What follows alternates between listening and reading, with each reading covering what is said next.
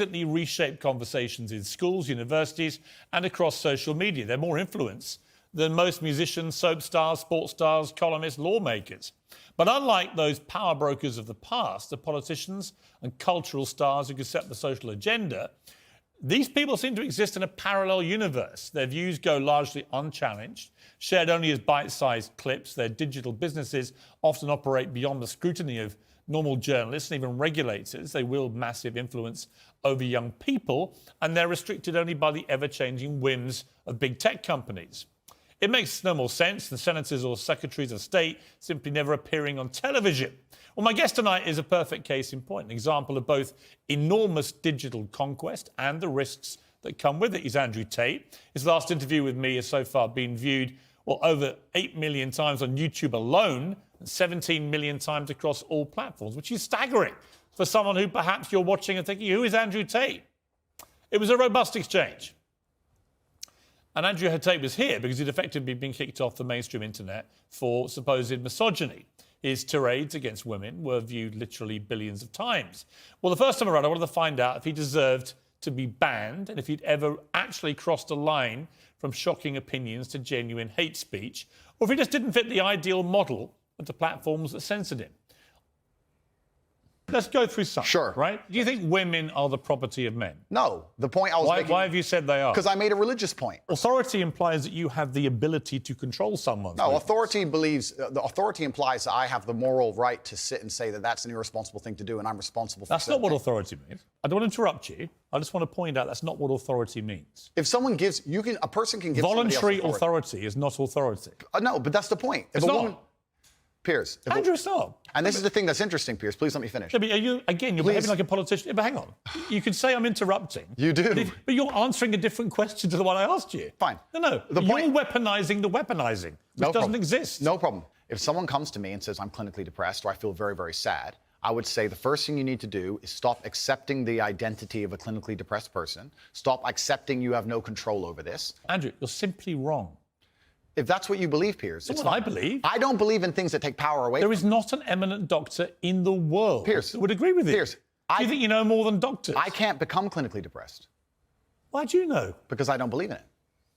It's a lively stuff. I also wasn't sure if I should be interviewing him at all. If he was so unpleasant, as so many people said, well, why extend his profile and give him a platform? But the fact is that ship had already sailed. Every teenager in the country knows Andrew Tate. It's just a lot of the parents who don't. And since that interview, Andrew has been returned to Twitter. Its new owner, Elon Musk, is determined to protect free speech online. Many young people, especially boys, have literally stopped me in the street since that first interview to ask me about Andrew Tate. I've been staggered, honestly, by the response that I've had. What does it say about society that people like Andrew Tate can reach so many more people than conventional stars or journalists even? Who gets to decide where the line is and whether people like Andrew Tate cross it? Are they part of a poorly understood movement that panders to teenage rebellion like punk rock or pornography? Or are we exposing young people to new and damaging experiences we often don't see and don't understand? It's a whole new world. There are more questions about it than answers, and we're not going to answer them by pretending it doesn't exist. Well, Andrew Tate joins me again now. Andrew, good to see you. Assalamu alaikum, Piers. Good to see you. I've genuinely been amazed by the reaction I've had in the streets, not just here, but I went to Qatar for the World Cup, had the same thing there. A lot of people coming up about Cristiano Ronaldo, obviously, but also a lot of people coming up about you. And they were almost exclusively men, young men, who genuinely see you as a role model, as somebody who inspires them, as somebody they want to be like. Yep. So it made me think, the first interview you had was quite combative. The second time, a shorter interview, less so. I want to try and work out, in this one, who you are. Because it struck me as extraordinary that Google this week revealed some stats for the year. The #1 person whose name followed people Google searching who is in 2022 was Andrew Tate. Yeah, that's quite remarkable. I think there's a whole swath of the population, especially young men, that feel disenfranchised. They feel disenfranchised with the media machine and the things they're supposed to believe. They don't feel an affinity with the educational systems or the culture. And they look at a person like me who stands up and says the things that many young men think. I haven't put a magic spell on the world. The fact that people like what I say means that they agree with me deep inside. They may be afraid to say it themselves, but I am seen as a bastion of free speech and a bastion for masculinity as a whole, because a lot of men are largely forgotten about. Do you think you're a force for good, or are you a force in evolution where perhaps you've done and said stuff you shouldn't have done, and as you get older, perhaps as you get bigger, more followed around the world, you sense a responsibility perhaps you didn't have early on? Well, we all evolve. Every human evolves day by day. You wouldn't be human if you didn't evolve on an hour-by-hour basis. But I do not think I'm a force for good. I absolutely not really know I am a force for good, because I'm a force for truth. And truth is a good thing. Without truth, we're going to end up in absolute tyranny and slavery, and we're already on our way there. I feel like we're starting to combat it. My cancellation was the beginning of a change in public consciousness. Elon having Twitter is another beginning of the change in public consciousness. And anybody who stands up and speaks what they truly believe, even if it's something I don't personally agree with, I think that truth is absolutely important. And people's personal truths and people's personal opinions, even on differing sides of the same opinion, should be heard. Tell me about your life. You were born to a mixed race couple. Your father was an African American, a chess player. And your mother, she was from this country. Correct, yeah. So my father was black chess player. He was in the Air Force. He met my mother here in England. And then I was raised initially in the United States. And then I moved to Luton, England when I was younger. So I've moved around a lot. I've lived an eclectic life in many different scenarios. We've moved around. I've done a lot of different things, lived a lot of different experiences. And what I'm nationality thankful for it. are you? I mean, what do you identify as? I consider myself British now, but I will say that part of me, the patriotic Brit inside of me, is devastated by the state of the UK currently, and I want to make that very clear. The patriotic Brit in me truly loves this country, and seeing what's happening to it, especially to our major cities, is almost heartbreaking to watch in real time. In what way? It's falling apart. This is a failed society. By every metric you can possibly measure, it is absolutely and utterly failing. The cost of living crisis, the crime rates, everything is falling apart. If you compare it to a country like the United Arab Emirates, you compare it to a city like Dubai, London, which should be the greatest city on earth, is failing in absolutely every metric because our leadership is a joke. If you look at Dubai and the UAE, the leadership there is so flawless, so genuinely genius. They saw ahead and have built almost a utopia. And then you look at London, you can't even walk around with a watch on. It's disgusting. You know, it's very interesting. I was in Qatar for the World Cup. Obviously, a lot of people in England taking a very censorious moral view about the World Cup being in the Middle East at all because of their laws against homosexuality, because of their treatment of migrant workers. I've got to say, not that I don't share the concerns about those things, of course I do, but I found a lot of the virtue signalling, and I think that's what it was in many cases, about the whole region, actually quite distasteful. Because when I was in Qatar, I thought the World Cup was fantastically well run, incredibly good experience. But a lot of Qataris were saying to me, you know, there's this weird, quaint feeling back in your country that we all want to aspire to behave like that we all want to live in a country with massive drug problems, with massive knife crime issues, with scenes like the European Championships final where it's complete lawlessness going on, where stuff like the NHS, the system of healthcare, is basically collapsing, where the education system is dropping behind, so on and so on and so on. And it's a really interesting perspective. They were like, I know you all think that we want to have your form of democracy and your form of life, but actually, we're fine, thanks. Absolutely, because it's a failed society and it's godless. I think it's disgusting. We leave our old people to rot in old people's homes, and then we sit there and say we don't have enough money for nurses. I understand this nurse strike very well and how frustrating it can be if you walk into a hospital and the nurse is not prepared to work. But the nurses would be prepared to work at the current wage if they believed this country was spending its money prudently. When you see this country spending its money and just absolutely wasting it, pulling out of thin air to fund proxy wars, God knows where, that has nothing to do with them. Of course, as a nurse, you're going to stand up and say, well, can't I get a pay rise? This country has failed on every metric.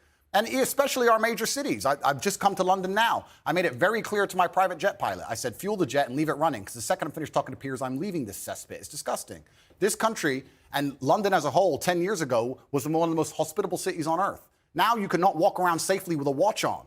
And you're a full-grown man. You're a full-grown adult. When's the last time there's been a serious problem in your life that you completely ignored and it fixed itself? Never, ever. What are any of our politicians doing to fix any of the problems we're genuinely facing? Well, I saw today that Sadiq Khan is planning to run again for the third term of office as mayor. All I can say is everyone I know who's had any experience of crime at any level in London in the last few years has had a bad experience of it, of the way it's been handled. You know, I mean, I can give an example. I can reveal this now.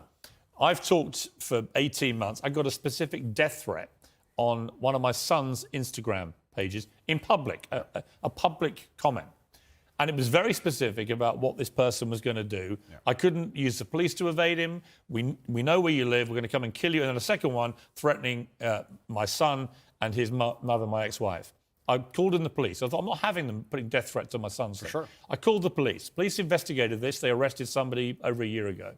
And then I heard from the police this week that despite 18 months of investigation, of a publicly posted comment on Instagram threatening to kill me, on my son's Instagram, that they will not be able to pursue the case. Now, and I thought, imagine, I'm high profile. This was a front page of the Sun newspaper, this story. If that same man called a transgender person the wrong pronouns, he would be in trouble. Right. So doesn't it just show how absolutely asinine and banal our legal system has become? That would never happen in a country like United Arab Emirates, the place I'm now residing in, Dubai, where the leadership has common sense. And I'm saying that all the leadership structures, doesn't matter if it's Labour or Conservative, across all of it in this nation have completely and utterly failed. Sadiq Khan is a loser. Because when you have a city which is losing, which London is losing in all metrics across its competitive cities around the world, and you're in charge of it, by extension, you're a loser. I will tell you right now, instead of virtue signaling and giving Qatar a hard time over their religious beliefs, what we should be doing is a treaty with Qatar to build a prison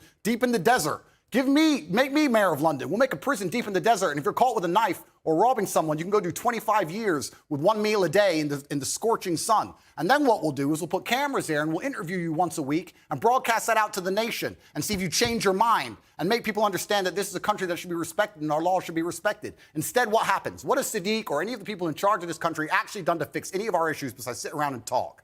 Nothing. None of them have done anything, but they seem ultra concerned with finding money for proxy wars, ultra concerned with rainbow flags in another country that is uninterested in them, and their priorities are completely messed up. Of course the ambulance people are. Of course the ambulance drivers are striking. Of course the nurses are striking. Nobody cares about the most important things in this nation. It's a failing country in real time, and that's why I've left. What about the specific allegation? By the way, I don't disagree with a lot of that, because I do think this country is in big trouble. And Tonight on Piers Morgan Uncensored, one of the... Bro, I've been there, but gold saved my portfolio. You delay, hee hee. Diddly diddly dee. You delay, hee hee. I'll be there stacking peas.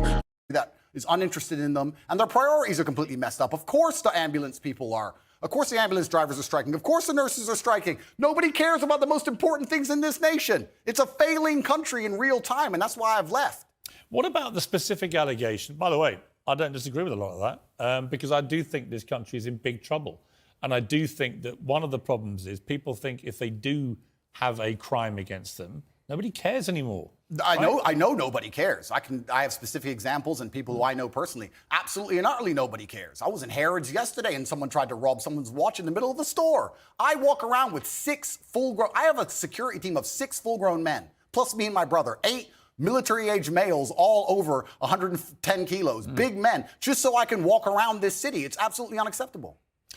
What about the issue of race? And I mentioned that in the context of the Harry and Meghan ongoing debate, their war with the royal family, war against the monarchy, their specific, constant referencing to the fact that they believe they were driven out of here because of racism in Britain. What do you make of that debate? That's absolute fallacy. And you're from a mixed race background yourself. Correct. I'm from a mixed race background myself. And while we're discussing the leaders of the UK, although I do think they're doing a terrible job, it's kind of hard for Meghan to say that the UK is a racist country when the leader of the UK is darker skinned than her and the mayor of London is darker skinned than her. And I am a person who's probably darker skinned than her, and I've never experienced any kind of bigotry against myself besides the fact I'm a straight male. I'll get bigotry for that before I'll get bigotry for my skin color. I think it's just a cop-out, and her not wanting to be perspicacious and self-reflective enough to understand that she has attacked an age-old institution, and there are people who are very patriotic about that institution, and by attacking it and bringing a degree of distaste to it, there's going to be people who don't like her. And if you're a dislikable person, you can't just instantly stand up and say it's because of my skin color. It might be because of your actions and some of the things you've said. I mean, I think there's probably no doubt she's had racism on social media because it's... Who hasn't, Piers? It's assessed. You probably have. Well, as I said just now, I've had death threats on social media and no one seemed to care very much. Yeah. But I think that's probably inarguable. My issue with what they've both been doing is if you're going to make allegations against an institution like the royal family and the monarchy, you've got to actually provide some evidence. You can't just spray gun this thing out there and say, well, somebody was racist. Yeah, and airing dirty laundry is never going to be respected by the populace. And being a tattletale is never going to be respected by the populace. And I think the problem with the modern world we're living in is a lot of age-old traditions are being destroyed in real time. It doesn't matter what the tradition is. Most of them are being eroded. And something like the British royal family, which has been around for a very long time, is an age-old tradition. One of the things holding the UK together, one of the last things we have, to sit and detriment it and to sit and insult it and to give away secrets from inside of it and try and paint a negative image of it is going to upset a lot of people. And you have to be prepared for that backlash. You can't say I've done things that upset people, but it's nothing to do with what I've done. It's purely because of my skin color. Also, it's kind of ironic that she's doing that because she's not particularly dark skinned. It's kind of funny to watch her sit and say, yeah, race. I think the truth is, I don't know what, look, you can say that, I can't. The reality of it is, I just don't know what the specifics of the racism she says she's had because we've not seen any evidence. The universe is a funny place, Piers. If you're looking for something, you're going to find it, right? When I got canceled, when they attacked me unfairly, lied about me across the entire mainstream media, deleted me from social media so I couldn't defend myself, and lied about me repeatedly, I could have stood up and said, it's because I'm brown. I didn't do that. I sat and said, okay, there's people who misunderstand my message. My message is a positive one. People misunderstand me. Let me self-reflect and understand that, yes, perhaps this said a long time ago was said in the wrong way. Perhaps this was misunderstood. Perhaps people don't understand this. I could have just copped out and could have just been refusing to self-reflect on any level and said, it's because I'm brown, that's why they did it. But that's not the mature way to be as an adult. What did you think of the Jeremy Clarkson furore where he wrote what I think most people, but including him belatedly after he'd published it and written the column, he did make an analogy from a Game of Thrones scene, which most people, I think, did find crossed a line and was deeply offensive. I think it crossed a line. What do you think? Yeah, I understand why people feel that. But when you attack an institution as old as the British royal family, you're attacking patriotism in and of itself for one of the most respected countries or previously most respected countries on earth, and you're going to have some visceral reactions. Perhaps Jeremy Clarkson is too famous and too well-renowned to say those kind of things, but there's a lot of people who genuinely feel that way, and that's why he said it. And this is what happens when you attack age-old institutions in any country. Should he have apologized? That's a good question. It looks like he did. Personally, I think as a man, you should stand up, say what you mean what you say. I don't think you should ever apologize for anything you've ever said. Even me. What if you say something truly very offensive and you actually do regret it? If you truly regret it, then yeah, okay, you can apologize. But if at the time you meant it, then the best thing you can do is say, look, I have just changed my mind. I no longer feel that way. But at the time, that's how I felt. And I'm the person who says what he feels. And that's what I felt at the time. And I apologize that offended you. Andrew Tate, we'll be back with you after the break. We'll talk to you about Twitter again. Elon Musk restoring you to his platform. Has it calmed you down? Are you as controversial on there? Are you mindful that you're only one false move like Kanye West, for example, away from being removed again? Well, Elon Musk has restored a throng of banned accounts, is taking over Twitter with a sworn commitment to free speech. He's also shown he has a line of his own, though. Conspiracy theorist Alex Jones remains banned. Kanye West was reinstated, then banned again for posting a swastika inside a Star of David. Andrew Tate is back too for now, anyway. He was first removed in 2017 for saying women should bear some responsibility as victims of rape, and he hasn't exactly been shy since his reprieve. Let's take a look. Welsh Government has been invaluable to us within the export markets. They have helped us with trade missions, subsidised attendance at trade shows, target new distributors and expand our global presence. Alright guys, if you've received repeated credit from LendingStream, you need to check this out. LendingStream customers are getting back thousands of pounds for missold credit by using this website right here. If you've been missold credit or simply... Genghis Khan had endless women and 200 children as a reward for conquest, he tweeted. I'm the most searched man on the planet. I've conquered Earth. I'm the highest status male on the planet. Females do not expect loyalty from me. They only expect that of lesser men. Then there was this. Imagine having less than 10 children because you're a who doesn't have 4 wives. Genetic failures. Finally, if a girl follows me and she's hot and I see a single picture of her in a private jet, it's block. Women can't afford jets. Women are all brokies. Why are you flying around on some man's jet? You should have been a virgin when I met you. Haram. All right, Andrew Tate. Now, you're getting very near the knuckle with some of those tweets. Am I? You tell me. I don't think so. I think people can understand they're semi-satirical. I think people can understand. Do you mean them as jokes or do you mean them? It's not that I don't mean them as jokes. I mean, they're a overall public commentary and observation. I do mean what I say. If I were to see a girl on a private plane on Instagram, for example, I would assume that a man put her on that private plane. I would not assume she bought it herself. What if it was... Perhaps that makes me misogynistic. What if it was Ariana Grande or Beyonce? Well, that's slightly different, isn't it? Why? Because they're famous and very They're rich. women. Yeah, of course, and they're famous and very rich. But So if there are lots of women you wouldn't think that if you actually saw them on a private plane. Well, if I saw a 19-year-old girl from Moldova where the average wage is $200 a month and she was on a private jet, I would assume that with the balance of probabilities, considering I'm an adult, it's very likely because of her beauty, a man has put her on that private plane. Yes. If that makes me misogynistic instead of just perspicacious enough to understand how the world works, so be it. I'm a realist. Should you be such a generalist about these things? Well, you have to be a generalist when you're looking for in the balance of probabilities and trying to find balance in the world. You have to be a generalist. In general, if I stroke a lion, it's going to bite my hand. In general, there might be a nice one, but I don't want to find out. So that's how the world works. You've praised the Taliban in the past. Would you do so again tonight? The world is not black and white. The world is gray. It's very difficult to sit and make black and white assumptions about anything, to sit and say that the Taliban are completely and utterly evil and we're completely and utterly good, as you just discussed with the moral high ground. I believe that the Taliban bring law and order. It may not be the law and order we like, but it's a form of law and order, and humans usually gravitate What about towards... their treatment of women? I mean, only tonight they have banned any women from going to university. Fantastic. Let's get the feminists to go and teach them a lesson.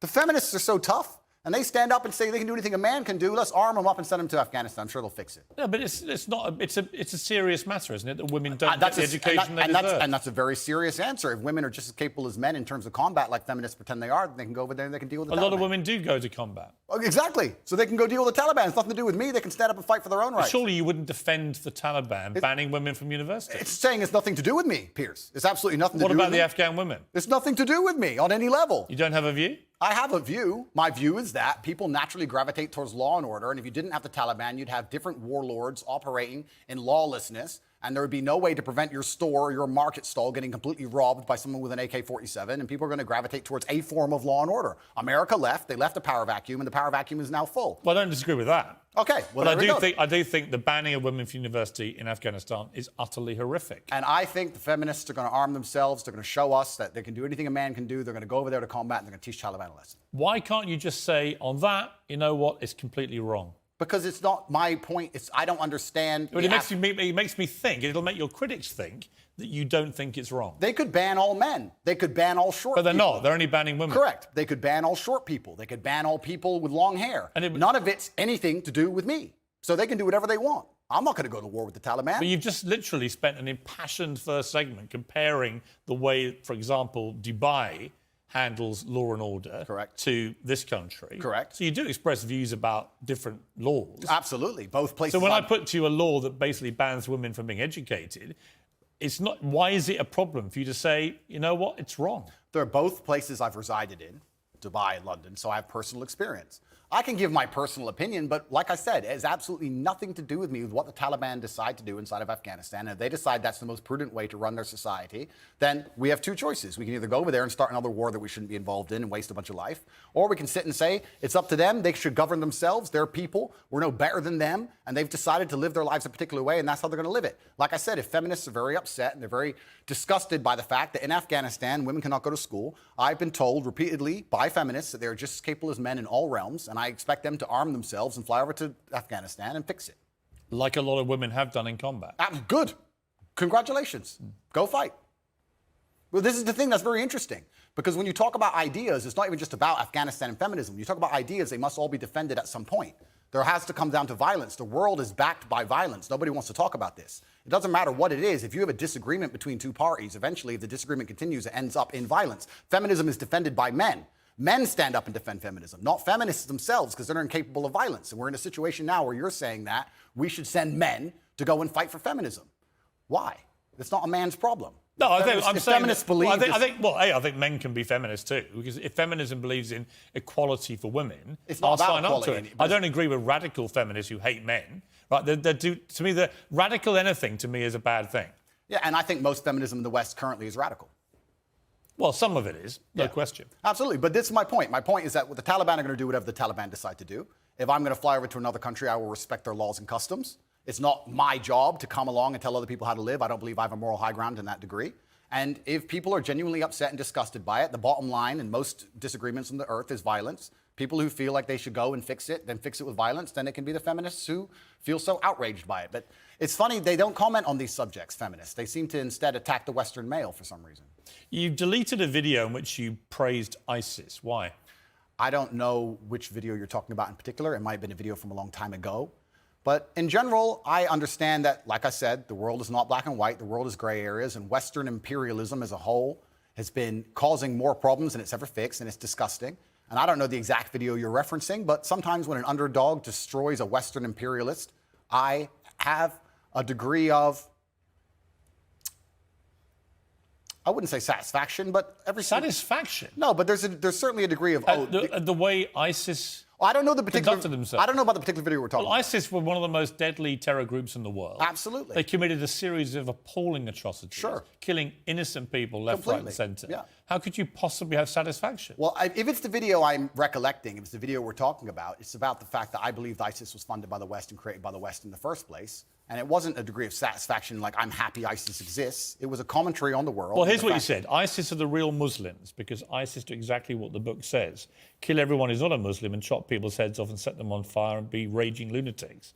But all the other Muslims go, they're not real Muslims because I read the book, and ignore those parts. Well, then you're not an effing Muslim because you're ignoring the effing book. That's an interesting point you've just raised, because I am now Islamic. And it's funny because I used to be an atheist, and when you're an atheist, you believe that religion causes more problems than it fixes, and then you come to a realization and you start to learn the truth of yourself and the truth of God, and you realize that religion is actually the cure for most of the problems in the world, and godlessness is the problem in the world. So that is something I will apologize for and admit I was wrong about, because I was atheistic, and now as a Muslim I understand that's absolutely not the case. If that's the particular video you're talking about, then there's... Well, that's really interesting. So you regret saying that? Yeah, because you learn and you grow and you evolve, as I said. At the time, I believed it because I didn't believe in God at the time. It was a very long time ago. It's actually kind of a testament to you, Piers. You managed to find the oldest possible videos of me that have ever existed.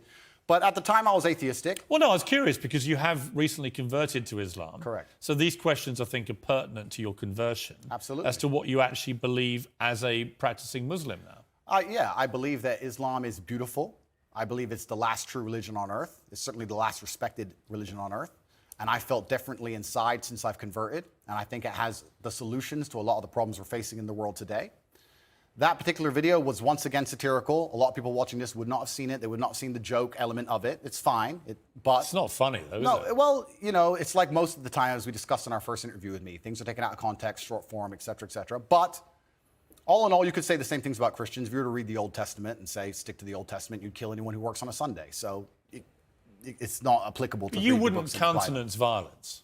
Say again? You don't countenance violence. I absolutely do not countenance violence. When I was talking about violence being the bottom line decider between disagreeing points of view, it's not I'm calling for violence. I'm just making a commentary on how the world genuinely functions. But when you use a word like satisfaction, you understand that people will watch that and think, how can you possibly find any form of terrorism satisfying? I don't find any form of terrorism satisfying. I don't find Western terrorism satisfying either. I don't think it's satisfying that we managed to find $500,000 per bomb to drop on some farmer who makes $4 a day under the name of freedom. Well, nor do I. And we can't seem to pay our nurses enough to do their jobs. I don't find any kind of terrorism. And it's actually very interesting you talk about the word terrorism. Terrorist and freedom fighter, good guy and bad guy, all of this is subjective. There are people who believe that the West are the biggest terrorists on the earth. There are people who believe that America causes more wars than anyone else, and they've killed more people than anyone else. And there's people who believe the absolute opposite. So once again, it depends who you're talking to. It's a subjective conversation. There's no black and white in the world. There's areas of gray, and that's how it is. So I thought you were talking about another video where I was saying that ISIS are standing up and fighting for what they believe in. I'm not saying what they believe in is right, but that's what they were fighting for at the time. And it was a completely different video than the one you were actually referencing. But you would condemn them now? I don't condemn anybody doing anything bad to anybody. I'm not a person out here with a criminal record. I don't hurt anyone. I just spent my first segment on this show talking about how I believe in law and order and how important that is. I think people can operate inside of their lives safely and walk around, man, woman, child, can walk around in safety in any city they live in. How that law and order is constructed is not my jurisdiction. I'm not in charge of the law and order of Afghanistan, Tajikistan, Kyrgyzstan, Afghanistan, Kazakhstan, any of them. It's nothing to do with me. I want to talk to you after the break about masculinity. Why is it that so many young men gravitate to you? What is your view of what it takes to be a man? Welcome back to this special edition of Piers Morgan Uncensored with Andrew Tate, one-on-one. So Ash Sarkar, who's a lively contributor to this programme, has tweeted, Andrew Tate, who you're interviewing about free speech, thinks women are a man's property. We shouldn't be allowed to drive. Boasts about only dating teenagers to imprint on them. Misogynists are discussing whether they're in Afghanistan or a swanky London studio. Am I a misogynist, am I? I don't think, first of the things she said, I don't even truly believe. If you're prepared to listen to me, I'll explain to you exactly why she's completely and utterly wrong.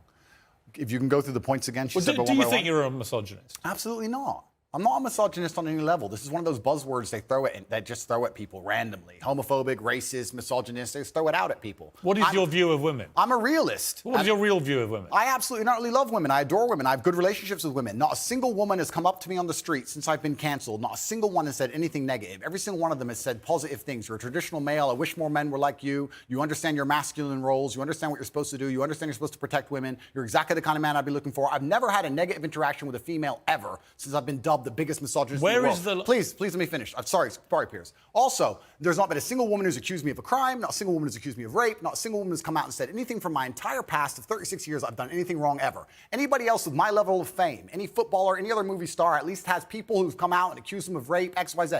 I have no woman who's come out and ever said I've hurt her. No woman who's come out and ever said I've done damage to her or been horrible to her. Everybody who ever interacted with me has said I've been a nice person. All of them. So this random Twitter nobody who seems to know so much is full of... All right, you've responded to her tweet. Yeah, she's a liar. But where is the line for you between masculinity, which I will always defend, and which I agree with? I think a lot of women like men to be masculine, and what has become known as toxic masculinity. And the reason I ask you is that you are engaged in that debate with men all the time. Where is the line for you where men shouldn't cross, where the behaviour should be kept within a line? Please define toxic masculinity.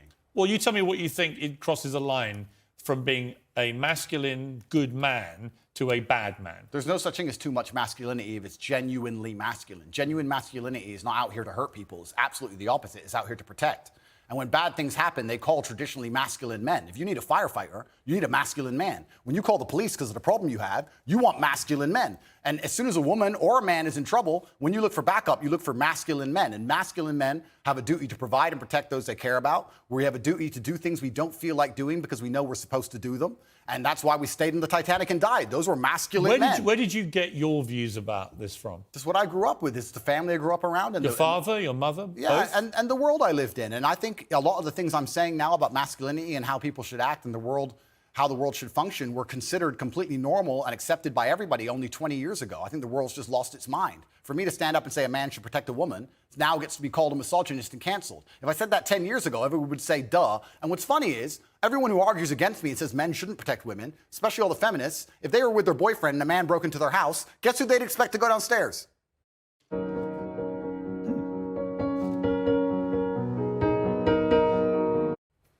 Who do you think? Think they go themselves? Are they going to Afghanistan? No, we send men to do these things. So well, we send women in the armed forces too. You have to generalize when you make points. There are many courageous people. Exceptions do not disprove the rule. No, but you've got to concede there are many courageous women serving in the armed forces. Absolutely and utterly, completely correct. But by and large, traditionally, soldiers are men. Exceptions do not disprove the rule. Well, it's not an exception. It's a fact that there are a lot of women now in the armed forces. Correct. But if you were to take the average soldier, they are a male. If you're allowed to say who's a male and who isn't nowadays, I'm assuming their gender, I apologize. If you were to take the average soldier, they're a male, which means that exceptions are the female soldiers, which because there's a lower percent of them, a lower probability. Exceptions do not disprove the rules. Men do the fighting. Right now in Ukraine, men cannot leave. Women are allowed to leave because men have to fight in the front line and women are allowed to go to Dubai. That is how it is. What do you say to young men who come to you for advice, who feel lost, who don't really know where they fit into society? I say that life as a man is exceptionally difficult. I say the most beautiful and the most terrifying thing about being a man is you're born without value. Society doesn't care about you. You're only going to be cared about based on how useful you are. You have the chance to build yourself up and become a superhero if you're prepared to do the hard work and be indefatigable enough to never quit. But if you're going to stand around and wait for a handout, nobody's going to ever respect you. And I think that a lot of people have forgotten about how difficult and how competitive it is as a man. We're always in constant competition with each other. And it's your duty as a man to stand up and say, I want to be as important and strong and good-hearted and God-fearing as possible. And I need to work hard to achieve those things. Dame Sheila Hancock says we've become too over-emotional as a society, crying too much about everything. Has she got a point? She's completely right. And the dangerous thing about overly emotional men is that they're dangerous. They're genuinely dangerous. This is what's crazy. All these people who talk about toxic masculinity and how bad it is for men to be traditionally masculine. A traditionally masculine man does things he doesn't feel like doing because it is his duty to do them. He charges into the building because it is his duty. Not because he feels like it, because it is his duty. We're now teaching the new generation of men that they don't have duty and they can just act on their feelings and act how they feel, and they don't have to act as a man should. Do you know what happens when you get men who just act how they feel? You get school shooters, you get violence, you get rapists. Men who do not control their emotions are dangerous. If you find a man who is stoic, he's not going to hurt people. He's going to sit and think about his actions very carefully, and he's going to be a good man who protects and provides for his family. You find a man who just acts out on impulse and does whatever he feels like, you're going to find a dangerous man. Sitting here telling men to cry more and act with their feelings and it's okay to feel this way, that way, etc., and have no self-control. That is why we have the problems we have in the world. Absolutely and utterly wrong. So when they talk about toxic masculinity, they have it completely inversed on its head, completely and utterly wrong. We need to be teaching stoicism. We need to be teaching young men to understand that the world is very, very difficult. It's hard to be a man. You're going to feel bad sometimes. You just suck it up and perform anyway. Not to sit there and cry your eyes out or blame other people. Tough being a woman, too, in modern society. It's certainly tough being a woman, but I'm not a woman, so why would I speak on issues I do not understand? I'm a man. You can feel an empathy for women. I feel empathy, certainly, but I do not understand their issues. See, a lot of men come up to me and they admire you. I've got to say, a lot of women I've spoken to don't admire. They think you represent misogyny. They think when they hear you not commit to saying the Taliban shouldn't be banning women from university education, well, why can't he just say that's wrong? Well, firstly, that's not my experience. I experience the absolute and utter opposite of that. Secondly, it's because it's a moral point I'm making. My moral point is I speak on things I understand. I speak on experiences I've had. But do you believe in equality? Yes. I speak on, sure. I speak on subjects I know intimately. I do not feel qualified. I'm a realist, and I do not feel qualified to sit and discuss the gender laws in Afghanistan. I have not been to Afghanistan. I have not researched the subject thoroughly. I'm not going to sit here and say how the Taliban should be running their country. It's nothing to do with me. I find it quite flattering, Piers, that although, I understand I'm monumentally influential, the most Googled man on earth, etc., I find it very flattering that you think I have some kind of control over the domestic policy of Afghanistan. But I assure you I don't. I don't. No, so it's nothing to do with I'm not asking you to have a view on having influence of a domestic policy. I'm sure the Taliban couldn't give a stuff what either of us say about it. It's just curious to me that it's an easy win for you to make women think you're not anti them, to say that when they're not given equality, as the women in Afghanistan clearly are not, because they're not allowed to go to university now, as of today, that is clearly unequal, unfair. We should all be able to agree that that is wrong. Well, certainly, as a realist... Even you, tough guy Andrew It's Tate. not tough guy. I am a professional. As a professional, I can state that, yes, it is not equal. Yes, it is not fair. That is obvious for anybody. I'm not saying those things are not true. What I'm saying is it's nothing to do with me. Right, OK, but you made a concession you think is wrong then. I said it's unequal and it's unfair. Yeah, so wrong. Well, perhaps. Force yourself, Andrew. No, perhaps it's wrong under certain moral guidelines, but under the moral guidelines which are currently in charge of the jurisdiction of Afghanistan, they don't believe it's wrong. It's nothing to do with me. Well, I'm not going to sit here and tell other countries how to run their laws. I'm going to live in societies with laws I respect. You know what? I'll take unfair and unequal. Sure. Because that's self-explanatory. We're going to have a game of chess in a minute after the break, because you are a very good chess player. I can hold my own with the chessboard. Your father was a chess international master, in fact. And we're going to have a 5-minute game of speed chess. Winner takes all, Mr. Tate. Welcome back to Piers on Sense. Andrew Tate is still here. Andrew's father was an American chess international master, and his son's pretty good at it too. Well, I can hold my own. I was my school chess champion. And with 5 minutes left on the programme, we're going to have a game of speed chess. Winner takes all. All right, well, you're white. Off you go. It's racist. Off we go. 5 minutes, go. That's racist, Piers. Cancel Piers Morgan. OK. Are you good, Piers? Well, are you going to destroy me? Clearly from this opening, better than you. Let's see, I guess, aren't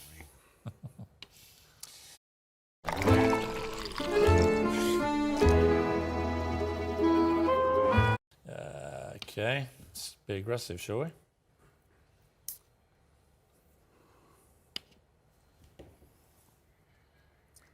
School chess champion, eh? Mm-hmm. It's tense. Certainly. Lennox Lewis was better than you when I played him. Was he? Well, he beat me 39 times out of 40. Check. Yeah, he is pretty good at the game, I heard. Mm-hmm. And the king doesn't. You're running out of time. Stop stalling. Just gets an Instagram invite, gets to jump right. chivalrous man just always lets ladies go first. He's not getting in my head. They're talking to me saying you're getting in my head. How do you think chess reflects life? I think that it's all about strategy. Correct. That if you're good at chess, you can be good at pretty much anything because it's about thinking ahead, it's about planning, it's about relentless practice. And you know what else is beautiful about chess? If you lose, somewhere you made a mistake. There is no luck. Absolutely right. In chess, even if it's the smallest mistake, somewhere it was your fault. It teaches absolute self-accountability, which is something that we need a lot more of in the world today. That is true. And that's why chess is so important. You can take my knight if you want. Okay. You don't want it? Why don't you want my knight? Because I'm playing a long game. Ah, okay. I thought you'd want it. I'm going to leave it there in case you take it anyway. Okay. I'm going to go. Because I know what you want me to do, and I'm not going to do it. Actually, I will do it now. Okay, good. Check.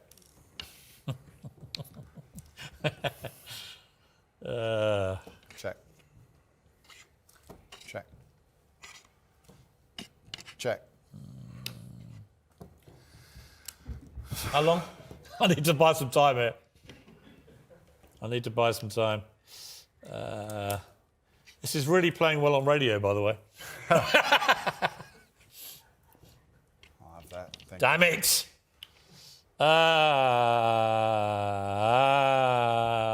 I'm screwed.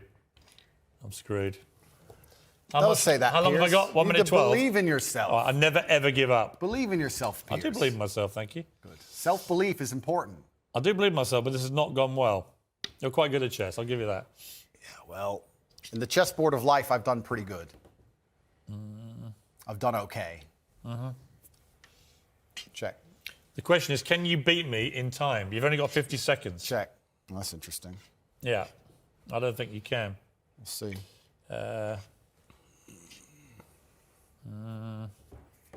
Mate in 2, Piers. Yeah, you can have that. Doesn't matter. It's mate in 2. Check. Mate. Good. Good game, sir. Well played. Thank you. 25 seconds away from safety. Okay, well, Andrew Tate, I'll give you something. You're good at chess. Thank you. You have to be. You just beat me. I know you're a internationally renowned What has player. chess taught you about life, quickly? I can teach you a lot of things. Like I said about the queen being able to run around the board, the king having to move a square at a time, about the fact you need to think ahead, absolutely everything is your fault. But there is a saying, which is actually one of my favorite sayings in the world. It said, a well-played game of chess is a sign of a gentleman, but an expertly played game of chess is the sign of a wasted life. And it's kind of sad. It was I played Lennox Lewis on Celebrity Apprentice 39 times out of 40 in America years ago. And he beat me 39 times out of 40, I mean. And I was amazed. He was taught by his mum.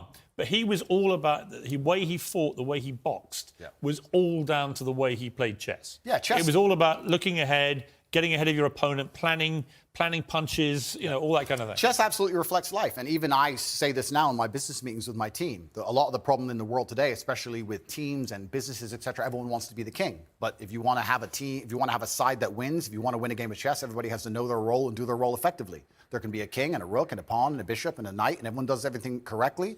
And when that happens, you have a very formidable board and you're hard to beat. And chess reflects life absolutely. It's something I do every single day. What kind of man was your father? He was the greatest man on the face of the planet.